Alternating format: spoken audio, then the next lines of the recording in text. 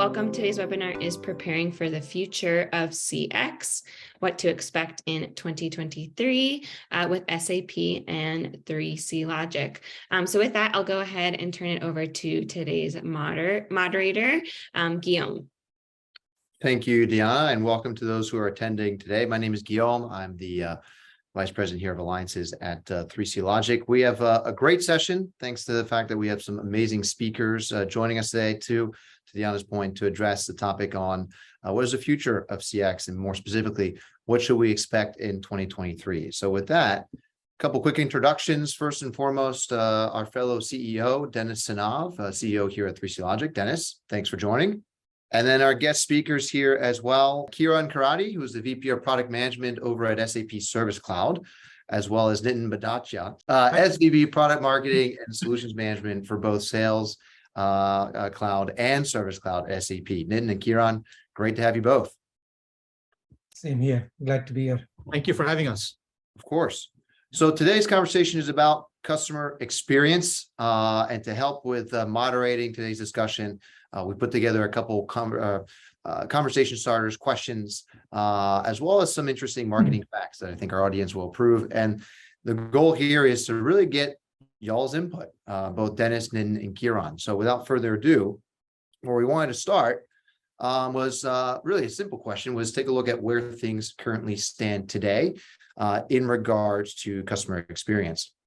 So an interesting fact here, one that should come as no surprise to the broader audience, is that customer experience, at least at the time of this poll, is a major driver. In fact, it drives about 2/3 of customer loyalty, which represents more than what brand and price combined influence when it comes to customer loyalty.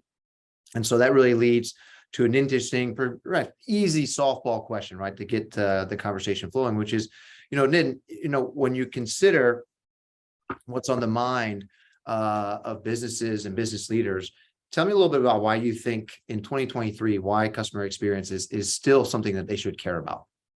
So first off, thanks again for having us on this webinar. Thanks to the 3C Logic team. I think best way to put it is that we are now about 25 years into the era of CRM and the evolution of CRM, which over the last decade or so went down the path of experience, which basically meant that customers participated actively in where they engaged, right? So this is the rise of social and omni-channel and so forth. And all of that stuff over the last, I'd say, 4 or 5 years settled in. And now most organizations are looking to see what value they can bring into those channels, whether it be in sales, service, or marketing, or even in commerce. I think that the focus now is that the build out to the customer, where the customer might be on a smartphone or might be on the device of their choice, is done. And now the value component of this is starting to play into the minds of decision makers. Where do we drive value? And I think that that's going to be the interesting part of not only this year, but the several years upcoming, is how do you make all of these connections actually work now that you've got them laid out? Okay, so Nitin, you're talking about connections. Dennis, I'll turn over the same question to you. What's your take? Why should it matter this year, and to Nitin's point, moving forward? Well, I think it matters even more right now, specifically because of the macro environment we've been in for the past year or so. I mean, we all know what all the headwinds are in terms of inflation, war. It's a much more uncertain world than it was just 12 months ago. And so companies are looking at what they should be doing in this new environment.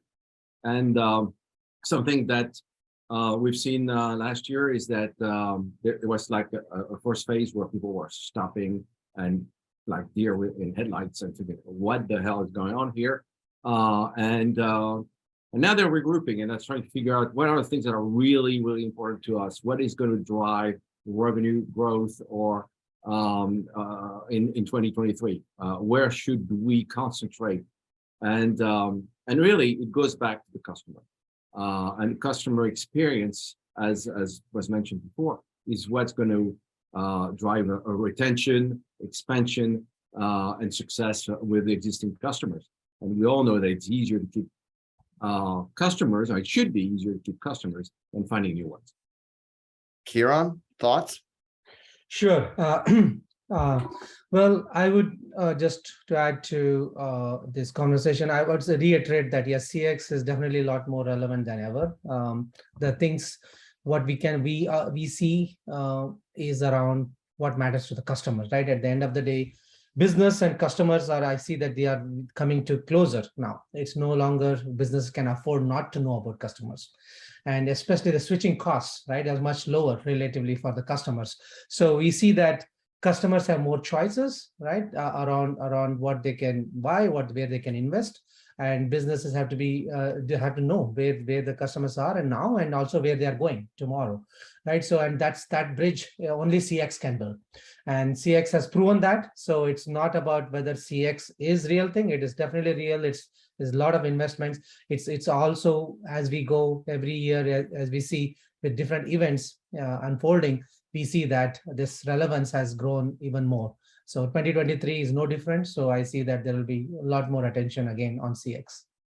Okay. So Kieran, we're gonna continue with you because interesting facts that actually support your comment, right? Which is that based on some of the more recent surveys, 65% of IT and customer experience leaders are actually going to increase their customer experience technology spending this year by an average of about 24%.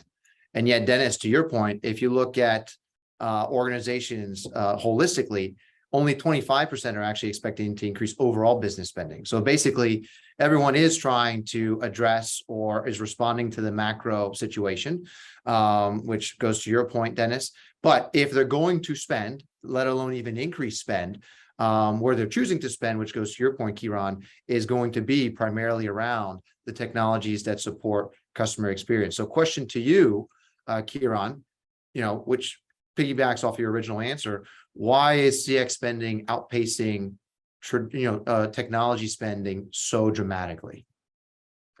Yeah, and this is the pattern we see, right? So now as we see customers investing in technology as a whole, which we have seen, now the customers are seeing, to the Nitin's earlier point on the value, right? What value these technologies bring in. And we see that CX technology specifically has a lot more, I would argue, a lot more value they offer. So this is the best return on investment companies can make.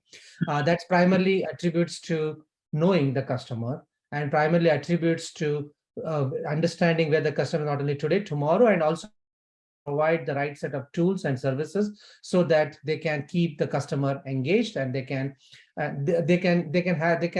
show the value what the product or services they have built to the customer, and the customers reciprocate, right? So they continue to remain a customer, a loyal customer. So there are technologies, tools and technologies which enable this bridge between a brand and a customer.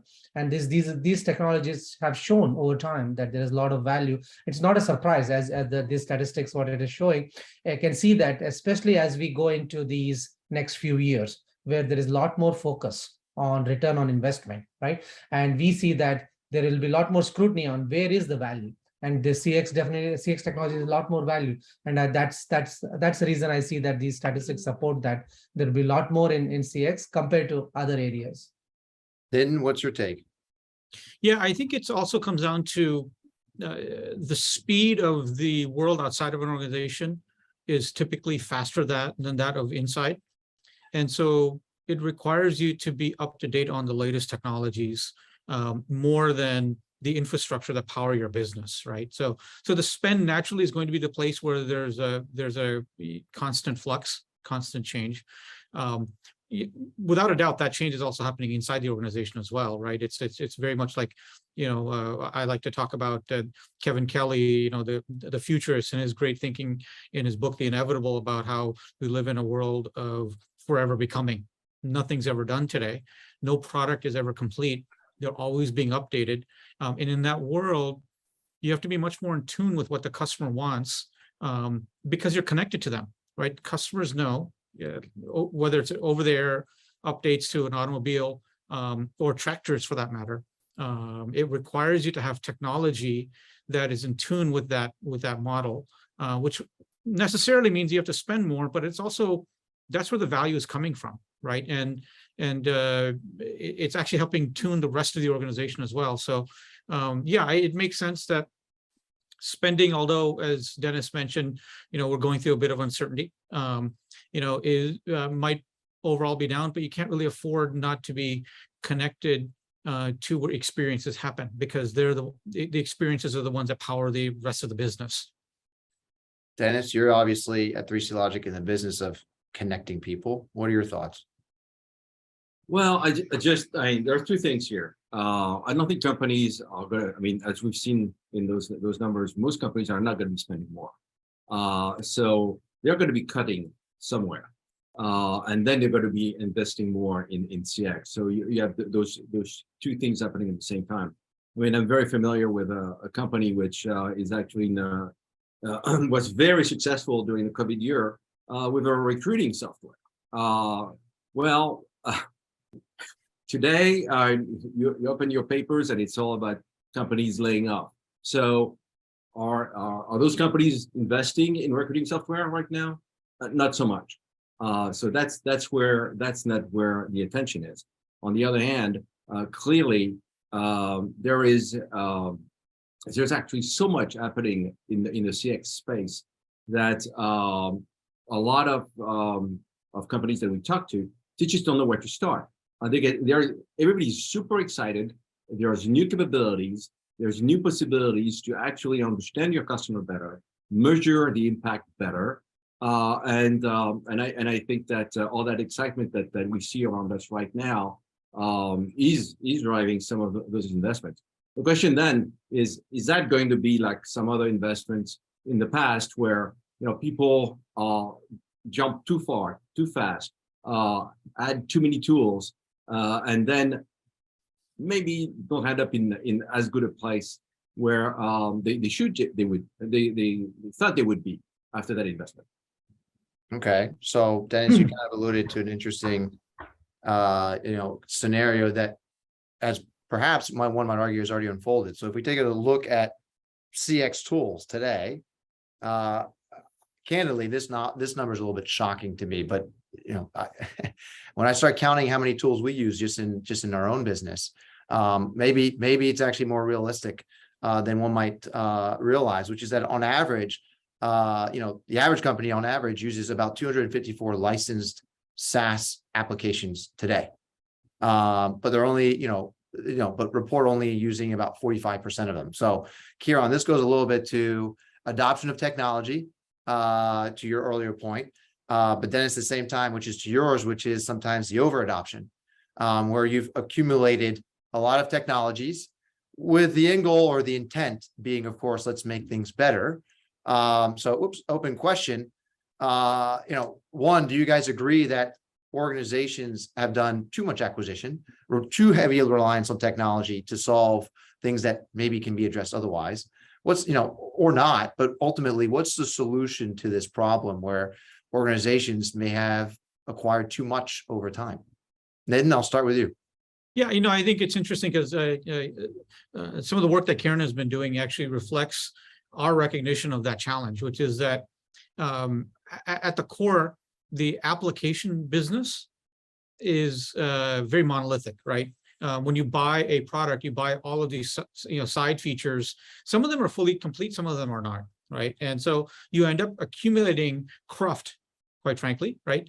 Where there's a part feature in one application, part feature in another application. And I think we're in the process, this is a pendulum swing that happens across a decade or so. We're in a pendulum swing away from the monolithic application to one that's much more driven by microservices, microarchitecture. So you can actually pull the actual service that's relevant to a particular given process and drive more value there. And that type of conversation, I think, is being bubbled up, quite frankly, from the hyperscalers, right? The Microsoft Azure's, the AWS, where they've pioneered that concept. It's now moving itself into enterprise applications. So whereas you might then still have multiple microservices you will not be buying applications that have like 80% of the application is redundant. But that one feature you need, you have to buy because you have that application, which basically then just sits there. I think that that's what's happening, right? It's this shift away from the suite, let's call it a suite, back to things that are tuned specifically for very specific areas. So CIOs today and businesses today are much more technology savvy. They can weave together that final value based off of that architecture.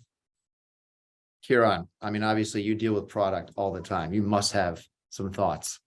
Yes, absolutely. So this is fascinating, the stats, right? So I can relate to it, to what I see with our customer base, right? So this is, as we see this year and then late last year, we are already seeing the signs of slowing down, right? So there is definitely a scrutiny over what all customers have bought already, right? So there was a lot of craziness around last 2-3 years around during the COVID time, just going and accumulating technology. And that's companies did that just to get in a rush to get themselves a good online presence, get themselves support the digital channels. However, now as we see the market slowing down, it's a little bit of a, I would say, a mode of reflection for these companies to see what they have already bought and what they have bought it for, right? And how much they are using currently. And some of the things you say, statistics around not being used, it is true. We see that the customers share that they bought a bunch of other software which they are not even touching, right? So now the scrutiny is around all the things shelfware, what they have, and see what is the problem area that I'm trying to address, and what is the solution, what kind of licenses they have. So this also alludes to there is going to be a solution which would be more, I would say, more driven by how the products are built, right? So this is around the more modern solutions, which themselves lend themselves well to interoperability, to being able to connect to other applications, makes the integration easier. Those solutions have a better chance of I would say, survival in this case, because this is the customers are going to put are going to have a closer look at what they have bought and how they want to use, and they're going to do it now in this 2023. I feel that this is a year where they are going to test it and say, hey, this works, and they're going to continue with that. So yes, the solutions which lends themselves to more interoperability, better usability, and those are the solutions will stand out. And I see that the trend is towards how we can have these point solutions, but yet coming together as one full solution for the customer. So that is the trend. Dennis? Yeah, well, I think that's, I mean, there's that expression that everybody uses these days, low code, no code. Yes, so if you have a good, a good product, a good solution that actually give you the flexibility to really tailor that solution to your needs, it's certainly a better way than having. I mean, I don't understand that number, 254. It's crazy. I mean, it's mind-boggling. But so I think there'll be a lot of triage. The first thing is, I mean, all the nice to have, it's going to go. It's going to be eliminated. Those little point solutions, all those apps, companies that have been built around one app, I don't think have much of a future. And then there's a question, I think both of you mentioned it, but being underused. I mean, even if you have something and it's something good, and there's not been any adoption or not enough adoption through the enterprise, you need to question that investment. Maybe this is a good tool for somebody else, but this is not a solution for your particular company or the particular problems that you're trying to solve for your customers. So I think that's where it's a really good time to see what's happening in terms of this triage, and I think that at the end it's going to be one of those situations where less is more, and it's important that everybody sort of work inside of a company on using the same tools. I know that situations like SAP where you had so many acquisitions, so maybe SAP is one of those companies with 254, maybe more, apps out there. Maybe it is, I don't know, but it could be because when you grow by acquisition and you have so many different countries and different culture and different history, at the end, it's very challenging. All I- right, so, oh, go ahead. I would add that, yeah, it's just to some, I mean, on this point, I see the 2023, right? So it's going to be year of consolidation, right? So we have different departments would have bought different softwares and not using it. There will be that trend around see how we can bring things together. But at the same time, the year of adoption, right? There will be a lot of focus on adoption. Are we getting value from this license, right? So are we using it for the purpose we bought it? Is the solution providing me that value? Is the solution making it easier the users who are using it? So there is going to be scrutiny, and so I see that this big focus on adoption. And we as coming from product management, that is my focus, right? So I'm looking at every feature functionality, what we are building, what we are releasing, around how it is helping with adoption.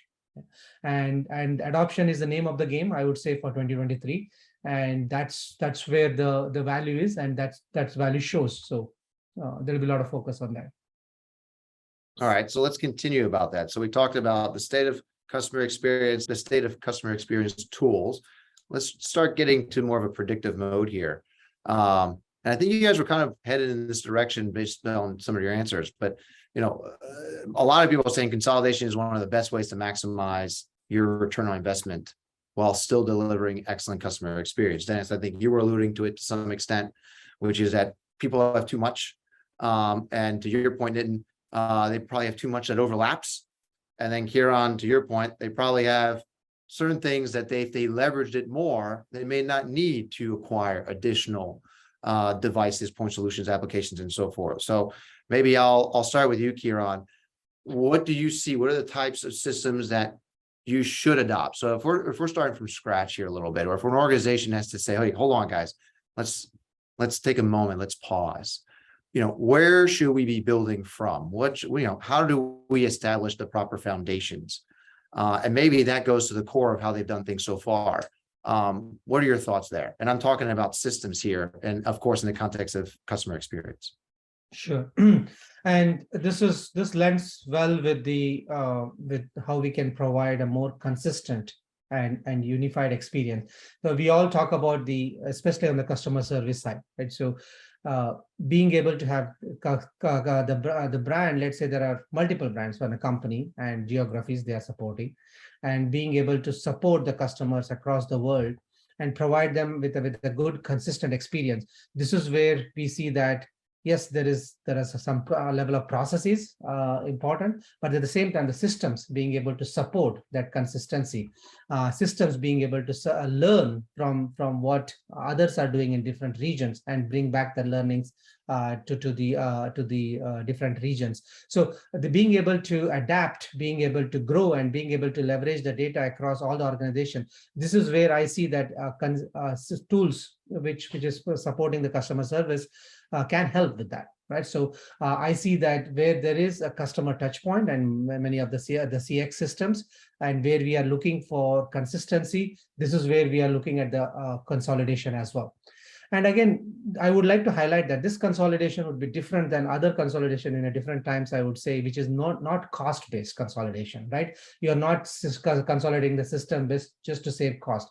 This is more around what is that the customer experience and the value they are getting, which tools offer that, and being able to adopt the same tool across the organization to deliver that consistency. So that is the trend I see, Guillaume. So this is where I see that the customers, when we talk to, are looking at, hey, I want a consistency. Can this tool provide that? Then I want to use the same tool across, right? So customer service is definitely an area where we see that, be it around connectivity, be it around ticketing, be it around analytics. These are all the areas where we see that there is talks about, hey, we want to bring this thing together. So Nin, what are your thoughts? Is this a case of the pendulum swung too far and now everyone wants to get on just a few foundational platforms? What's your take moving forward? So yes and no, right? So I think that most organizations are making strategic bets on some foundational technology, but like everything else, right? You repeat yourself, but it sometimes rhymes, right? It's a different type of repetition from, let's say, 15 odd years ago when there was a pendulum swing back as well. This time around, first, first and foremost, when you look at across the board, the average worker today is more technically savvy than they ever were, which means that the low-code, no-code world actually is meaningful in the sense that a technically savvy business person can actually make connections that in the past would have been difficult and a technologist had to do. Leading into that is really, I think, a default, which is that if you're built on open standards and open architecture, you then allow that business to do what they need to do. That's very attractive than building on proprietary, technologies with closed architecture, because honestly, for the most part, integration is a sunk cost that's hard to recoup. But when you have open standards, open architecture, and a business technologist mindset within the business, yes, having the foundational platform decisions are there, but having other technologies come in with open standards allows the business to actually make the decision of what they need to pull, what service they need to pull, what application capabilities they need to pull for their particular business. No enterprise software company is going to know to the precision of a business as to how the business runs, but providing the technology toolkit in an open way will help that business run better. So Dennis, I mean, you're obviously you're very focused on the engagement layer when it comes to sort of today's topic. What are your thoughts relative to what are some of the foundational systems that organizations potentially or should consolidate around? Well, we definitely physiologic in the in that layer clearly, but going back to CX. What I think is absolutely important and should not be forgotten here is that you need the whole company to really line up behind CX. This is not, I mean, 10 years ago, we'd have talked about support and service, and this was call center centric, and we're not there anymore. This is over. This is an enterprise effort. But in order for that effort to be successful, all the pieces, all the parts of the enterprise need to be able to talk to each other. The data that exists in one particular region, silo of some type, need to be accessible and accessible now pretty much in real time to maybe somebody that is working in the front office and trying to solve a customer issue. Because this is when you're going to get to CX. You're going to get to first call, or if it's not a call, first interaction resolution by enlisting everybody in the enterprise. It could be that the answer is in HR. It could be the answer is in the financial department. Wherever that is, it should bubble up to the surface so that really that interaction layer, which is the call center or the service support agent, whatever they're being called in that particular company, it can actually deliver that experience to the customer and improve the CX for the enterprise. I think, Dennis, on that point, and it's one of my favorite, sort of talking points around this, is that no customer ever wants to know the complexity of your organization when they interact with you. And what we've done is we've had organizations acquire point solutions for very hyper-specific technologies and still exposing that complexity to the customer, whether it's in purchasing or in Salesforce automation, even there, all the way through customer service. The last thing you want to hear is, I need to route you to another department. Right. And the more you expose how you run, and we know that organizations are complex, they're going to be complex, that's how organizations evolve. But customers come to you because they have a gap in their value, right, that they want you to fulfill, not to understand the 18 divisions that are required to have all that come together. And really, I think that's what, honestly, the last several years exposed some of that, supply chain disruptions and all of that, exposed where those breaks were. This is where foundationally, what I would refer to as enduring companies are looking to harden.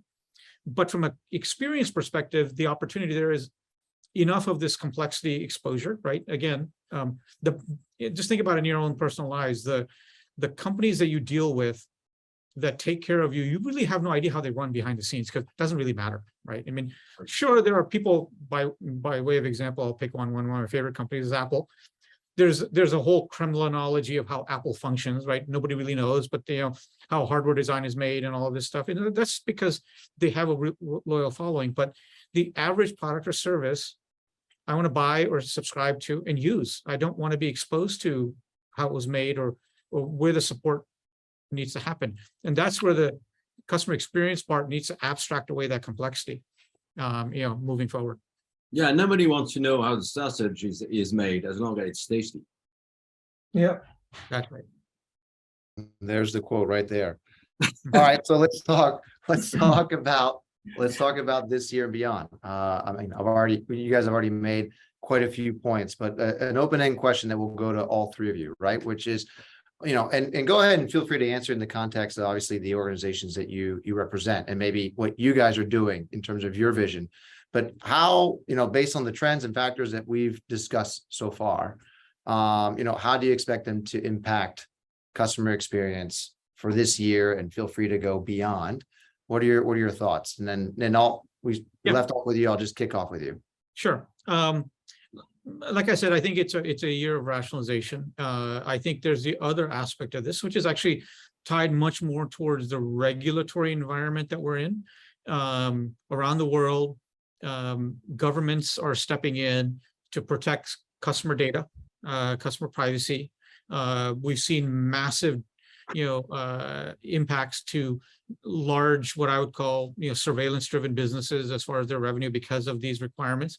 And really what that is stepping back and saying, first and foremost, respect customers, respect their privacy, and focus on the value you give to them, not try to surveil them and try to extrapolate what the next thing that they might want to buy or do is.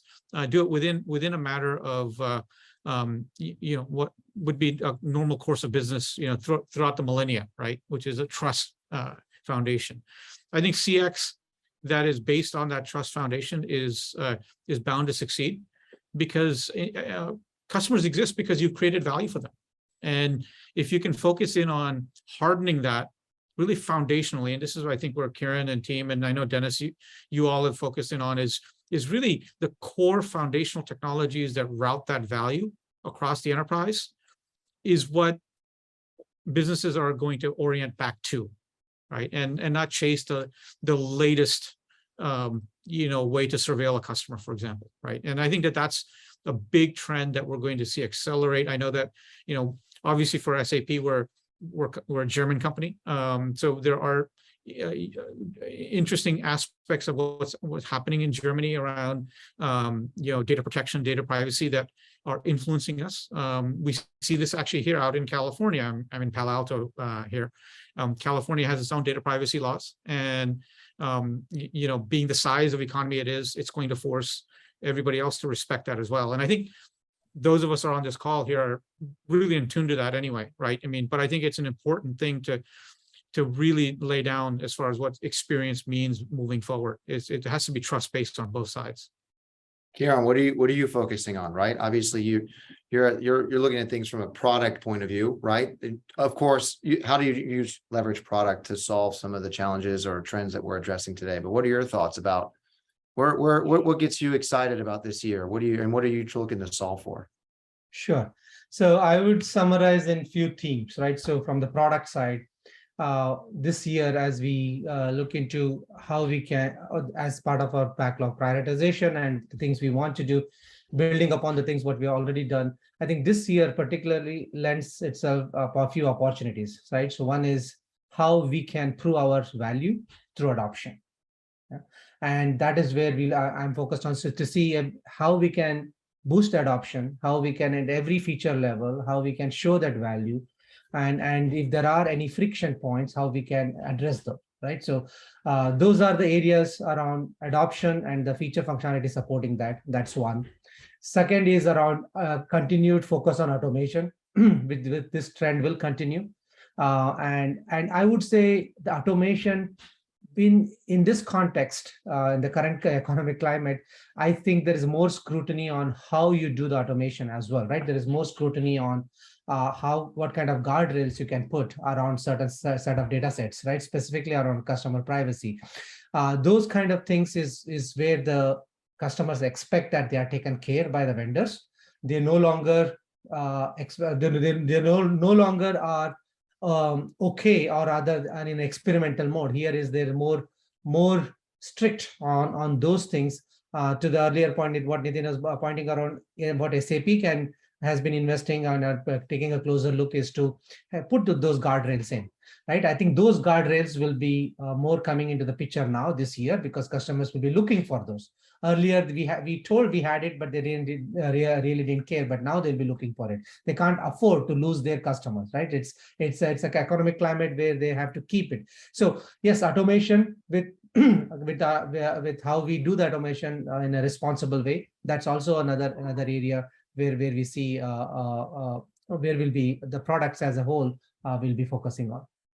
So I would say adoption, automation, and continuing on a trend around interoperability. Earlier I was mentioning that continues to be how we can integrate with others. So these three things that I think will be manifested more in this year. So I'm glad you brought up the concept of automation, because Dennis, again, you're in the business of engagement. When we talk about trends in 2023, and there's a leading bonus question after this, I think you guys will all get a kick out of. But when we think about automation, customer experience, everyone wants to automate everything, right? It almost feels like the best service you can hope for is to speak to a bot, and the end goal for an organization is to make it so the bot can in fact handle everything. Dennis, what's your take? Is that a logical vision? What's your opinion? So I think that there's nothing wrong with the idea of digital first, but it certainly cannot be digital only. There is still room for the human in the room, in the equation here, and really you have to balance the need for ROI, and there's a lot of pressure again in those big enterprises right now to just cut costs. So let's go digital. Well, that's great, but at the same time, we were talking a year or 2 years prior about, okay, let's have a great customer experience. How do you balance the two? Well, you need to have digital first, and to Karen's point, sometimes intelligent automation, self-service. Because if you give good self-service to the customer, well, that's actually the best way to give them a good experience.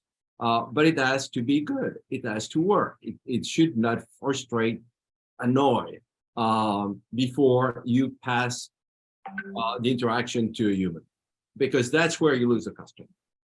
So from our perspective, we like to see that there is a seamless transition between the digital world, which is going to be bigger and bigger and bigger, and the human interaction. At the end, I don't think that we're at the stage where humans are willing to talk to machines that are supposed to have compassion, because machines do not.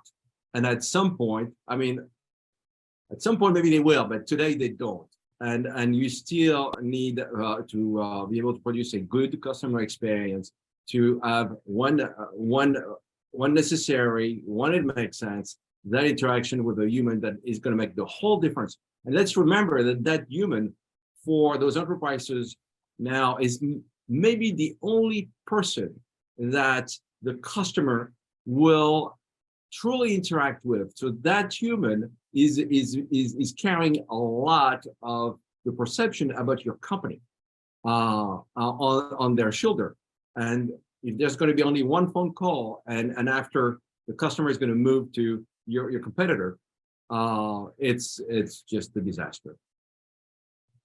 All right, so love that point of view, but then how do we not then bring up what's obviously a hot topic, and we'll try and do it in 5 minutes or less, which is all the excitement, mixed emotions perhaps for some, around ChatGPT, right? So when we talk about automation and are we ready, Dennis, to your point, to interact only with machines, intelligent as they may be, and then how does that connect, of course, to the foundational layers and workflows that go on in the background, and to your point.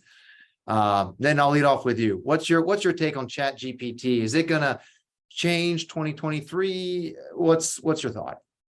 Yeah, I think it's fascinating. First off, OpenAI, the company that released ChatGPT, received another massive investment from Microsoft. So you know that the big players are committing very big to that.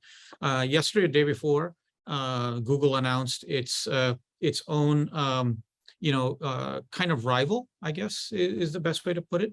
I think what it is it's coming of age of a bunch of technologies that have been around for some time, which have been enabled by just compute being available, right? And so net of it is, we're in the very early days. When I look at a Chat GPT, it's essentially a client to go very quickly and elegantly capture a broad set of underlying data and summarize it well, right? And in fact, I read recently in a Substack newsletter, it's the equivalent of what ChatGPT is producing is the equivalent of a high school term paper as it is having a calculator in calculus class, right? The fact is that the principles don't change. It is now you've mechanized writing in the way that calculators mechanize mathematics. The principles remain the same. So I think that the early stages of this, and this is where Kieran and his team are doing all the fascinating work around this, is that ChatGPT will serve as a great application to bring up the stuff that you can then stage for a human, that the human can then intelligently pursue forward. I fear releasing ChatGPT out into the wild if you're a company, because you don't have that edit right now on it, right? It's the same as giving somebody a calculator without having them understand the principles of how calculus works. Right. Kieran? Yeah, very exciting. And the reason I'm more excited about this particular tool and the technology behind it is about this is the problem which is the last 20 plus years which we are trying to solve, or rather trying to get a handle on. So first of all, this is a large language models, what ChatGPT is good at analyzing, right? And languages are the complexities we introduced when we interact with the system, right? And this is where and this also leads to what we call it as semi-structured and unstructured content, as that's which we have been generating from last many years. So this aspect around how we can analyze the large pool of data, specifically unstructured data, being able to derive the semantic relationship, being able to analyze these models in a very large scale, right? The language models has enabled, I think a lot of potential and promise around what we can do, right? Few things I can point out here is this is the beginning of how we can analyze the customer interactions and what has come in the past and what has happened, and we have been doing that.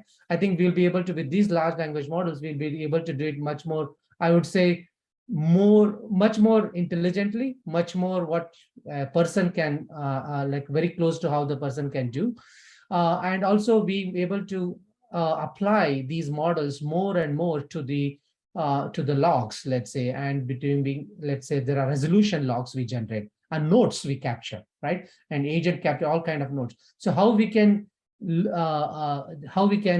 analyze the large set of data and then have a meaningful, let's say, next best actions. Those are the kind of things which we can think of. So there's a lot of potential and promise. I'm very excited about the underlying technology, what it can offer us. 2023 is going to be the beginning of exploring those possibilities and see where it applies to us. It may not come to fruition in 2023. It is an experimentation phase, I would say, but definitely it is paving a path.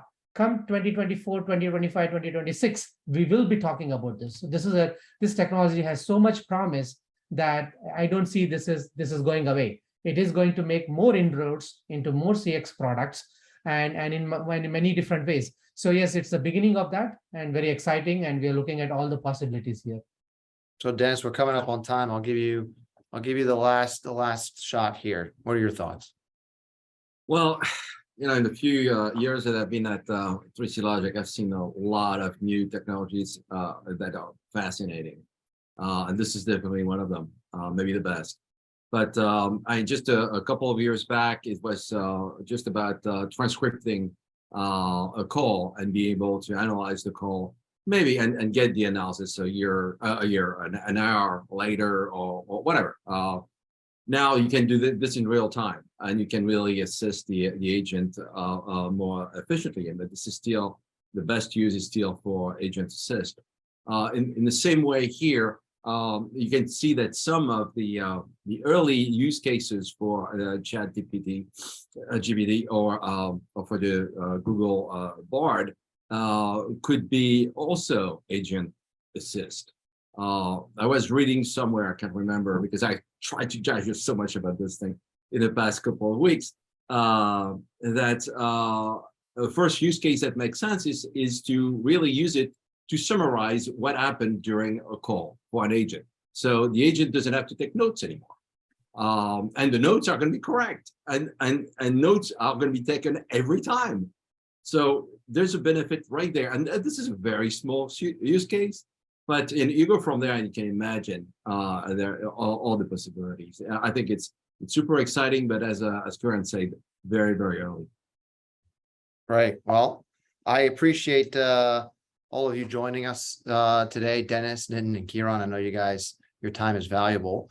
To our audience, if you're interested in learning more, about what SAP, 3C Logic, independently as well as together, are doing to address some of the very challenges that we covered today, you can always reach out to us directly at 3clogic.com or info@3clogic.com or SAP@3clogic.com. There's a couple different options, but feel free to reach out to us, and I'm sure ourselves and our respective teams would be more than happy to have those conversations with you.